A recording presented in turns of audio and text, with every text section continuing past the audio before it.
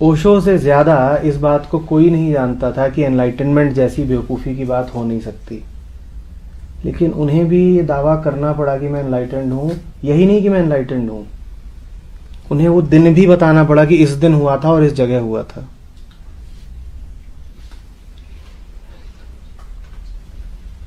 जो नहीं है वो भी है और उसको इज्जत देनी पड़ती है।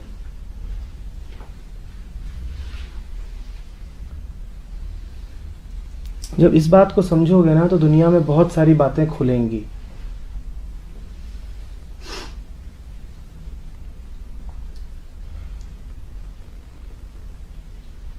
कि क्यों कुछ ऐसे ऐसे हुआ,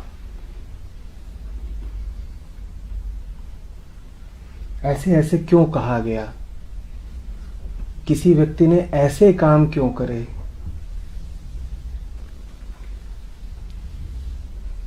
देखो, एक मीरा होना और बात है, वो तो अपने में मगन नाच रही है, उसका किसी को प्रवचन देने कोई इरादा नहीं है।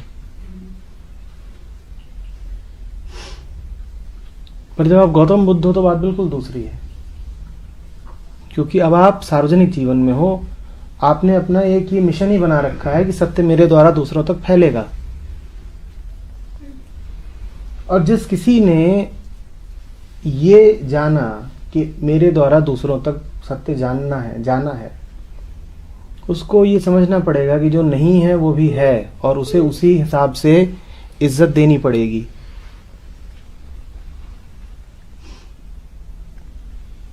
उसे उसी हिसाब से इज्जत देनी पड़ेगी।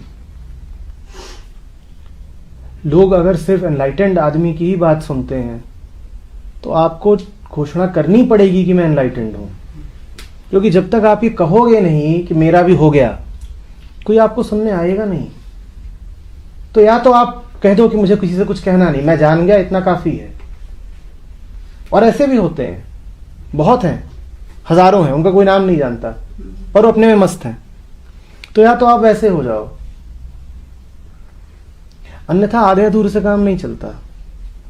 आपको भ्रमों को भी इज्जत देनी पड़ती है। वही कह रहे हैं स्टॉकर, जो नहीं है वो भी है, माया है और माया को इज्जत देनी पड़ेगी।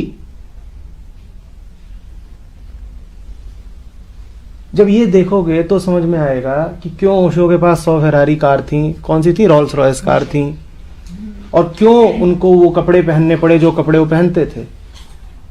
वही आदमी था जो एक धोती बांध के घूमता था। क्यों उसने अपनी वो हालत कर ली जो उसने करी थी, क्योंकि वो जान गए थे कि जो नहीं है उसमें बड़ी ताकत है, उसमें है जितनी ही ताकत है।